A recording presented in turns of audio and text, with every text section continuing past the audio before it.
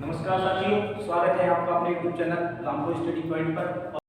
और मैं बताऊं, आइए मैं आपके लिए बताऊंगा हिंदी की बेसिक जानकारी से लेकर जिसे हीरो तक बनाने में, हिंदी को एक बेहतर हिंदी आपको देने में मैं आपके लिए एक बेस्ट कंटेंट लेके आया हूं। देखो, मैं हिंदी में बिल्कुल बेसिक कंसेप्ट लेके चलूंगा कि हिंदी का विकास हुआ कैसे, हिंदी के विकास लेकर हिंदी की संपूर्ण जानकारी आपको मैं स्टेप बाय स्टेप सब बताता हुआ जाऊंगा। ठीक है, हिंदी का विकास कैसे हुआ? तो हिंदी के विकास की जानकारी ये है, भारत में जब अरबी तथा फारसी लोगों का भारत में आगमन हुआ तो उनके द्वारा आने पर पहले उन्हें सिंधु नदी मिलती थी। वो सबसे पहले सिंधु नदी को पार करते थे। अब उन लोगों का प्रोनाउंसिएशन थोड़ा, वो साको हा बोलते थे, इसलिए उन्होंने सिंधु नदी को एक नाम दिया जो कहलाई हिंदू नदी। और जो सिंधु नदी का क्षेत्र, उस सिंध क्षेत्र को अरबी तथा फारसी लोगों ने नाम दिया हिंद का क्षेत्र। क्या कहा गया? हिंद का क्षेत्र। और इस हिंद के क्षेत्र की जो भाषा प्रयोग की गई वही भाषा क्या कहलाई? हिंदी भाषा कहलाई। और हिंदी भाषा का यही क्षेत्र हिंदुस्तान कहलाया आगे तक। ठीक है, तो हिंदी जो शब्द है वो किस भाषा का शब्द है? हिंदी हमारा शब्द है फारसी भाषा का। हिंदी शब्द किस भाषा का है? फारसी भाषा का शब्द है हिंदी। जबकि हिंदी की जननी किसे कहा जाता है? हिंदी की जननी संस्कृत भाषा को कहा जाता है। हिंदी की जननी किसे कहा जाता है? संस्कृत भाषा को हिंदी की जननी कहा जाता है। जबकि हिंदी जो शब्द है वो फारसी भाषा का शब्द है। लेकिन हिंदी की उत्पत्ति किससे मानी गई है? हिंदी की उत्पत्ति मानी गई है अपभ्रंश से। किससे? अपभ्रंश से हिंदी की उत्पत्ति मानी गई है। और अपभ्रंश का कवि किसे कहा जाता है? अपभ्रंश का कवि कहा जाता है स्वयंभू को। स्वयंभू को अपभ्रंश का कवि कहा जाता है। और अपभ्रंश की रामायण की संज्ञा दी जाती है स्वयंभू की रचना पौंचर्यू को। स्वयंभू की रचना पौंचर्यू को अपभ्रंश की रामायण कहा जाता है। और अपभ्रंश का वाल्मीकि किसे कहते हैं? अपभ्रंश का वाल्मीकि कहा जाता है स्वयंभू को। ठीक है, हिंदी शब्द फारसी भाषा का है, जबकि हिंदी की उत्पत्ति अपभ्रंश से हुई है। और हिंदी की जननी कौन है? वो संस्कृत भाषा है। हिंदी जो शब्द है वो किस भाषा का परिवार का है? देखो, भाषा का परिवार कैसे बनता है? जब कई भाषाएं आपस में मिल जाती हैं तो उनसे एक भाषा का परिवार बनता है। जैसे हिंदी भाषा भारत की थी, तो भारत और यूरोप दोनों को मिलाकर एक भाषा परिवार बनाया गया जो क्या कहलाया? हमारा भारतीय भाषा परिवार। क्या कहलाया? भारतीय भाषा परिवार।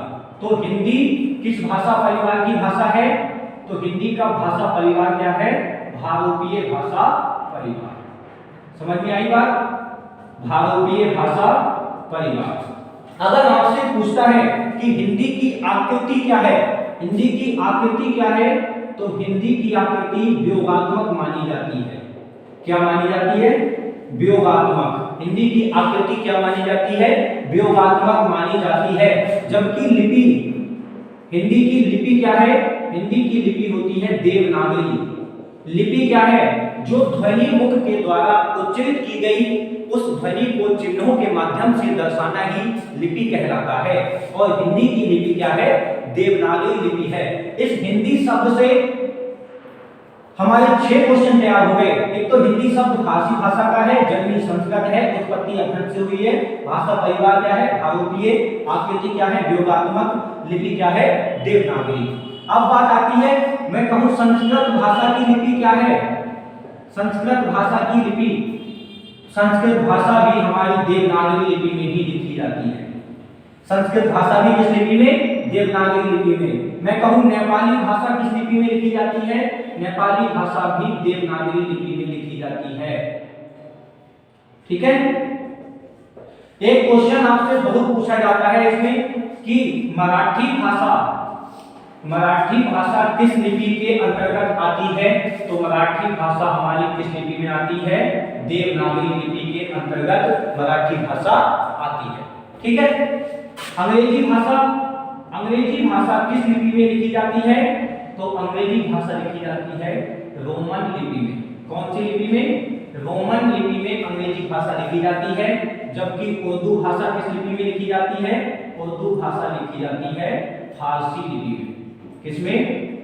फारसी लिपि में लिखी जाती है उर्दू भाषा। ये तो हिंदी से नॉर्मली क्वेश्चन है जो एग्जाम में आपसे पूछता ही है। हिंदी शब्द फारसी भाषा का है, जननी संस्कृत है, उत्पत्ति अभ्यन से हुई है, ठीक है। परिवार भारतीय है, आकृति कैसी है? व्योगात्मक आकृति है, लिपि देवनागरी है और देवनागरी लिपि में ही संस्कृत भाषा, नेपाली भाषा, मराठी भाषा तीनों देवनागरी लिपि में ही लिखी जाती हैं। इसके अलावा अंग्रेजी भाषा रोमन लिपि में लिखी जाती है और फारसी भाषा उर्दू भाषा किसमें? फारसी लिपि में लिखी जाती है। अब यहाँ से आपने एक चीज पढ़ी हिंदी, आपने उसके बाद और इसके साथ जोड़ा गया भाषा। तो भाषा क्या है? भाषा की उत्पत्ति भाष्य धातु से होती है, जिसका शाब्दिक अर्थ होता है किसी चीज को जानना या कहना। तो भाषा क्या है? किसी को जानना या कहना। भाषा को कितने वर्गों में बांटा गया? भाषा को 3 वर्गों में बांटा गया। पहली थी आपकी मौखिक भाषा, दूसरी क्या कहलाई आपकी? लिखित भाषा और तीसरी थी आपकी सांकेतिक भाषा। सांकेतिक भाषा। मौखिक भाषा क्या है? जो ध्वनि मुख के द्वारा उच्चारित की गई वो हमारी भाषा कहलाई मौखिक भाषा। जो भी हमने अपने मुख से उच्चारित किया वो मौखिक भाषा कहलाई। लेकिन जो मुख से उच्चारण जिसका हुआ उसे यदि चिन्हों के माध्यम से दर्शाया गया वो क्या कहलाई? आपकी लिखित भाषा। अब बात आती है चिन्ह कहां से आए? चिन्ह आए हमारे लिपि से। चिन्ह कहां से आए? लिपि से। ध्वनि को चिन्हों के माध्यम से दर्शाना ही लिपि कहलाता है। और लिपि क्या है? देवनागरी। एक क्वेश्चन और पूछते हैं आपसे कि देवनागरी लिपि का प्राचीन नाम क्या था? देवनागरी लिपि का प्राचीन नाम ब्राह्मी लिपि, क्योंकि मौर्य सम्राट अशोक के समय में ये लिपि देवनागरी नहीं थी। उस समय लिपि हमारी क्या थी? ब्राह्मी थी। ये ब्राह्मी लिपि देवनगर में विकसित हुई। देवनगर का वर्तमान नाम काशी है। तो काशी का प्राचीन नाम देवनगर और देवनगर में ही विकसित होने वाली लिपि क्या कहलाई? देवनागरी लिपि कहलाई थी। तो चिन्हों के माध्यम से दर्शाया तो हमारी भाषा क्या थी? लिखित भाषा। और सांकेतिक भाषा क्या है? जिस हम भाषा को बोलने में संकेतों का प्रयोग करते हैं। जैसे आपने किसी को बुलाया तो आप क्या कहोगे? इस तरह से आपने किया, आ जाओ, है ना? तो ये क्या है? एक संकेत। इस तरह से इसका क्या मतलब है? आप चले जाओ, ये आपके संकेत है ना? आप किसी की तरफ अपनी आंखों के ऊपर भौं मारते हैं तो उससे क्या पता चल जाए? जैसे आप उससे कुछ जानने की कोशिश कर रहे हैं, आप कुछ पूछ रहे हैं उससे, ठीक है? तो वो हमारी सांकेतिक भाषा। और इन्हीं भाषाओं को आपस में मिलाकर क्या भाषा परिवार। भाषा परिवार। अब बात जब भाषा परिवार की आती है तो भाषा के परिवार को 6 वर्गों में बांटा जाता है। कितने वर्गों में? भाषा परिवार की संख्या कितनी है? 6। ठीक है। अब 6 भाषा के परिवार कौन कौन से हैं? देखो, नंबर 1 इंडो आर्यन भाषा परिवार। इंडो आर्यन भाषा परिवार। ठीक, समझ में आया? नंबर 2 द्रविड़ भाषा परिवार। द्रविड़ भाषा परिवार। नंबर 3 ऑस्ट्रो एशियाटिक भाषा परिवार। ऑस्ट्रो एशियाटिक भाषा परिवार। नंबर 4 सीनो तिब्बती भाषा परिवार। सीनो तिब्बती भाषा परिवार। नंबर 5 ताई कड़ाई भाषा परिवार। ताई कड़ाई भाषा परिवार। और नंबर 6 आपका है ग्रेट अंडमानी भाषा परिवार। ग्रेट अंडमानी भाषा परिवार। आज की क्लास में मैं आपको इन 6 भाषा के परिवार में शॉर्ट में बताऊंगा केवल। कल की क्लास में आपको इसके आगे का डिस्क्रिप्शन पूरा दूंगा। इंडो आर्यन भाषा परिवार क्या है? जो उत्तर भारत में भाषाएं बोली गई। उत्तर भारत का मतलब है हमारे कश्मीर से लेकर यूपी तक का, जो नीचे तक का ये सब इलाका। तो उत्तर भारत की सभी भाषाएं किसके अंतर्गत आई? इंडो आर्यन भाषा परिवार के अंतर्गत। द्रविड़ भाषा परिवार जिसमें दक्षिण भारत की भाषाएं तमिल, तेलुगु, कन्नड़, मलयालम, तुलु, ब्राह्मी और गांव ये सभी हमारी आती हैं द्रविड़ भाषा परिवार के अंदर। ठीक है, क्योंकि दक्षिण भारत की जो शैली है वो द्रविड़ शैली है।